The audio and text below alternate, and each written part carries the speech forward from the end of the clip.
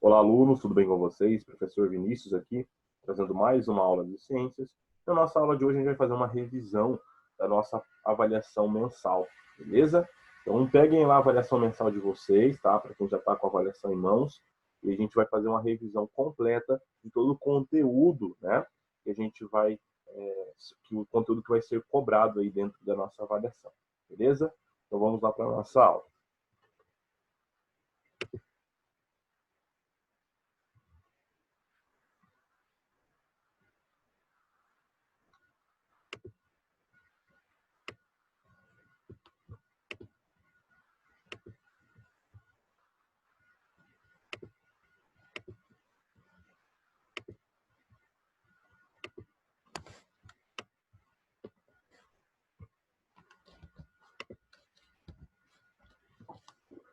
Bom, fazendo a revisão, então, a gente vai falar a respeito dos principais conteúdos, né, que a gente trabalhou nesse bimestre, né, nesse início de primeiro bimestre.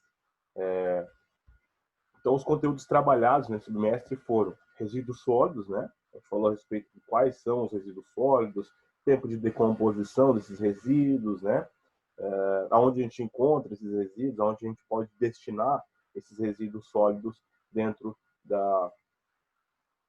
do ambiente, né? Depois a gente falou um pouco a respeito da compostagem, né? Que é uma forma de a gente destinar esses resíduos sólidos de uma maneira mais eficaz, né? E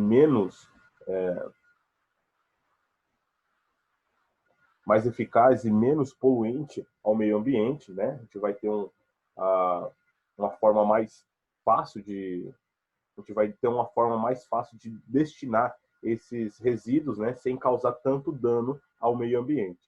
A gente também falou da coleta seletiva, que também é uma outra forma alternativa da gente destinar esses resíduos sólidos, né, e também do saneamento básico, que entra depois lá na parte de água tratada e de esgoto. Tá? A gente vai falar um pouquinho a respeito desses 4 temas que a gente abordou nessa primeira etapa do nosso segundo bimestre e que vai cair conteúdo a respeito disso na nossa prova mensal.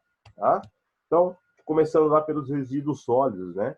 Primeira pergunta, o que é lixo, né? Então, a resposta para isso é aquilo que a gente pode considerar tudo aquilo que se trata, tá, de que perdeu a sua utilidade, né? Então, o lixo, podemos considerar que se trata tudo aquilo que perdeu a sua utilidade. Sobras de comida, uma pilha usada, umas embalagens de diferentes materiais, como plástico, papel, papelão e vidro, né? Pode ser uma afinidade de coisas, dependendo de como elas se apresentam para nós. Que, por exemplo, para mim pode ser lixo, para uma outra pessoa não é. O que para uma outra pessoa pode ser lixo, para outras pessoas pode ainda ter alguma utilidade. Tá? Então, lixo ela é muito subjetiva. Tá? A palavra lixo, por quê? Depende muito da pessoa, tá, que está tratando aquela coisa. Existe lixo para todo mundo. Como, por exemplo, casca de banana. Tá? É lixo. Tá? Professor, mas pode entrar como uma forma de adubo. Tá, mas ele não vai ter mais utilidade com aquela finalidade que ele tinha, que era proteger a fruta da banana. Tá? Por exemplo, o garrafa PET. Né? Garrafa PET você pode utilizar ela. Para uma pessoa pode ser lixo, para outra ela pode ser utilizada como uma forma de artesanato, pode ser utilizada de uma outra forma que não seja para armazenar, por exemplo, refrigerante. Tá? E para uma outra pessoa é só lixo. Ela acabou de usar o refrigerante, ela vai descartar aquela garrafa PET. Tá? Então, a palavra o que é lixo, né? A pergunta o que é lixo, ela é uma pergunta muito subjetiva, vai depender muito de pessoa para pessoa para dizer se aquilo lá realmente é lixo ou não. Tá? Mas, basicamente, a gente pode definir lixo como sendo tudo aquilo, tá, que perdeu a sua utilidade para aquela pessoa. Beleza? Resíduos sólidos, né? Então, a gente vai ter diversos tipos de resíduos sólidos. A gente vai ter resíduos plásticos, resíduos orgânicos, resíduos metálicos, resíduos de vidro, tá? Então, basicamente, a gente vai ter e os resíduos de papel. Então, é plástico, orgânico, vidro, metal e papel. Essas são as 5 classificações que a gente tem de resíduos, tá? Lógico, a gente vai ter outros resíduos, como os resíduos hospitalares e resíduos industriais, que entram em uma classificação diferente, tá? Mas esses são os principais resíduos que a gente tem dentro, tá, da região urbana, dentro da nossa sociedade. A gente pode chamar isso de um resíduo doméstico, tá? Então, atualmente tem sido mais adequado falar em resíduos sólidos em vez de lixo, pois este último termo pode ter um sentido ruim, de algo que simplesmente não serve mais. O que, como veremos, não é bem verdade. Tá? Então, em vez de se utilizar a palavra lixo, se utiliza resíduos sólidos. Por quê? Porque ele pode ter uma outra finalidade que não seja aquela para que ele foi feito. Por exemplo, a garrafa PET que eu falei para vocês agora há pouco. A garrafa PET ela pode ser utilizada, por exemplo, para armazenar refrigerante e depois de um certo momento ela pode ser utilizada, por exemplo, para armazenar água, tá? Eu posso recortar ela e fazer um estojo para me guardar alguma coisa, tá?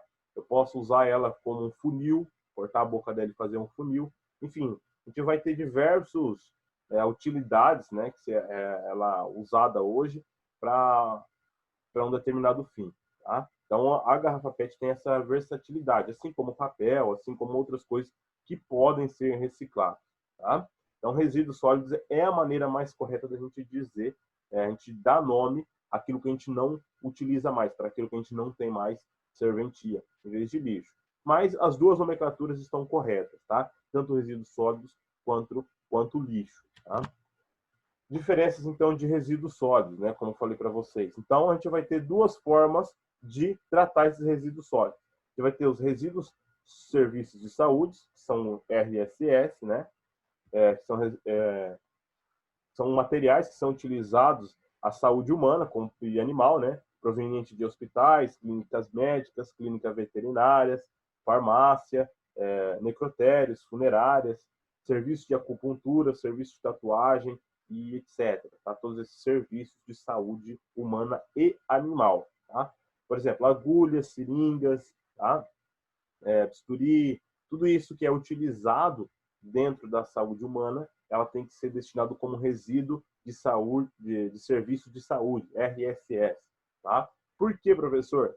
Porque a gente já falou a respeito disso numa outra aula, que o tipo de destinação desse material ele é uma destinação diferente. Tá? A gente não vai poder jogar ele lá, por exemplo, no material reciclado. A gente não pode jogar ele lá no aterro controlado, por exemplo, ou no aterro sanitário. Por quê? Porque ele tem um risco muito grande de transmissão de doenças. Tá? E esses riscos faz com que esses tipos de resíduos de serviço de saúde tenham uma destinação própria, que é a incineração. Tá? Então, eles vão ser destinados para a incineração. Tá? Depois a gente vai ter os resíduos sólidos urbanos, tá? E é todo aquele resíduo doméstico que a gente tem, como eu já falei, papel, plástico, vidro, metal, tá?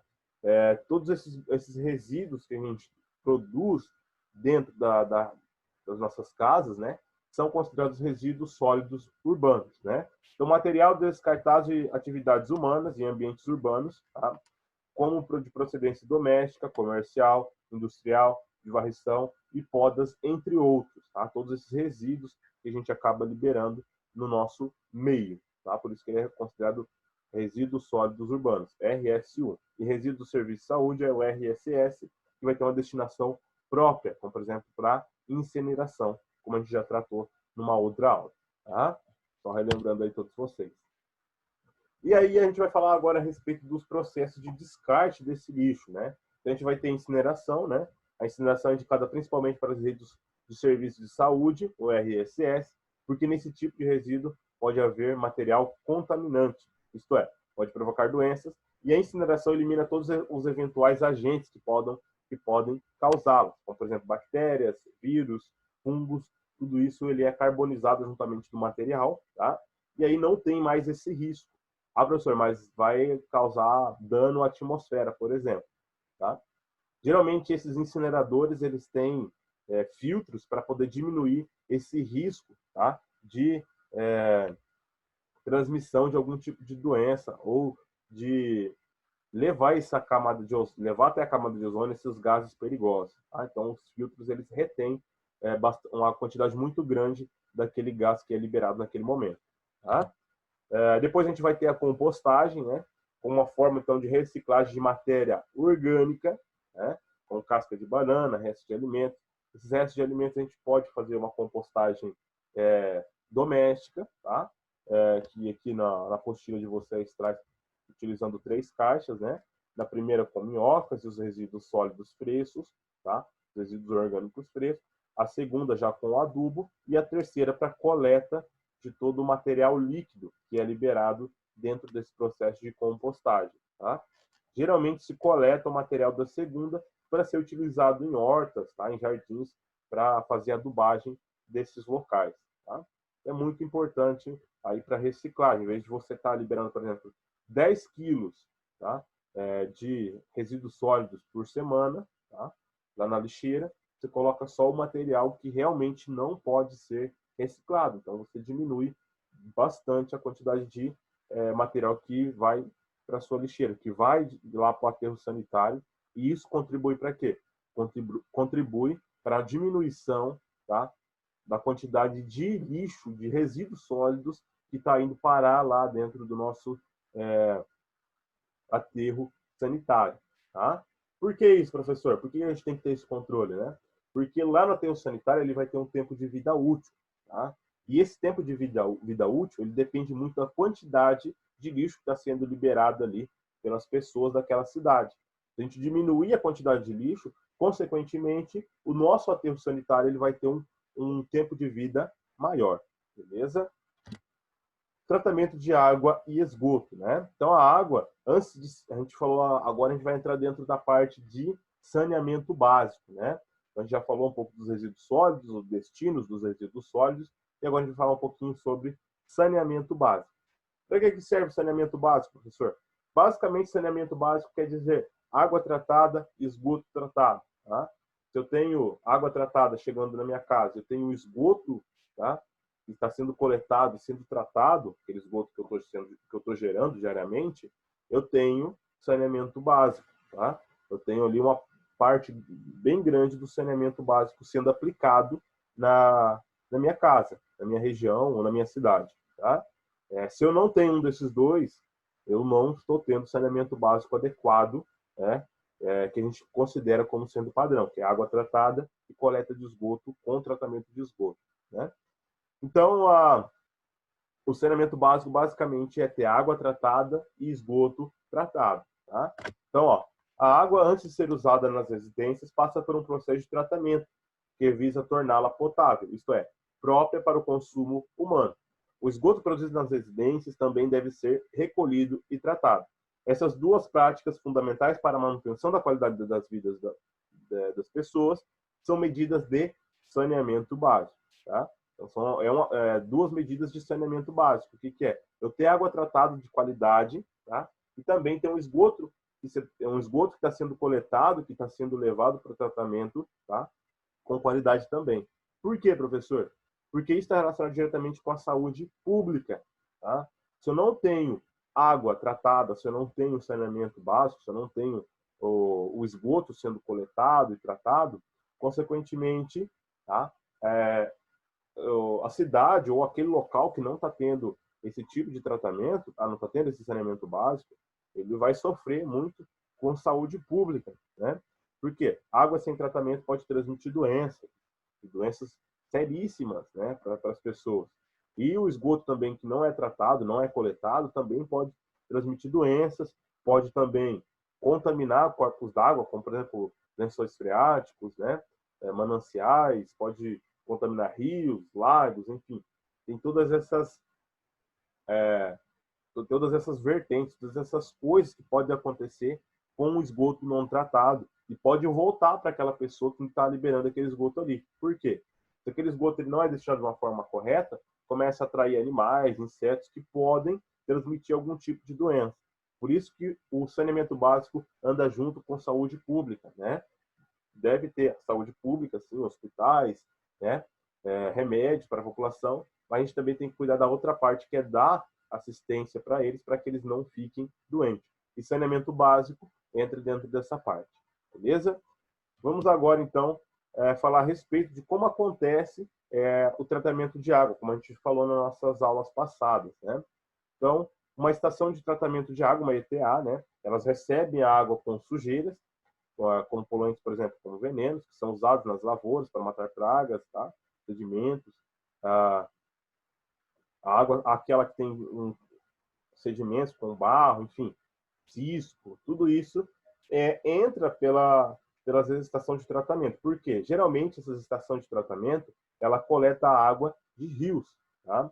Ou de lagos, tá? Depende muito da cidade e do local que está sendo coletada essa água. E aí, essa água ela não vem própria para o consumo, tem que ser tratada. Por isso que é uma estação de tratamento de água, tá? E ela vai passar por várias etapas para que ocorra o quê? Para que ocorra um tratamento dessa água e essa água consiga ser, então, utilizada pela população, tá? E a gente também tem as estações de tratamento de esgoto, onde recebem essa água suja e ela vai passar por um processo de tratamento para que ela seja devolvida ao rio ou ao lago, tá? Para que, então, ela reinicie esse ciclo, tá? Ah, professor, então eu posso beber a água do esgoto? Não, não pode, tá? Ela passa por um tratamento, mas ela não passa por um tratamento tão rígido quanto a água passa pelo tratamento de água potável. Ela não fica potável.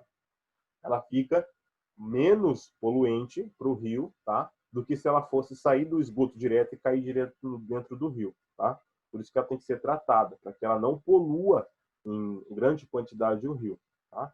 Mas a água própria para o consumo, ela sai de uma estação de tratamento de água, tá? É onde ela é coletada no rio e é passado por todas aquelas etapas onde a gente viu na nossa aula passada. Beleza? Pessoal, nossa revisão vai ficando por aqui, tá? Qualquer dúvida a respeito da nossa prova, eu estou à disposição de vocês lá no grupo e também no privado do WhatsApp, tá? Me perguntem qualquer coisa e eu estou à disposição de vocês. Beleza? Grande abraço, boa prova para vocês e até nossa próxima aula.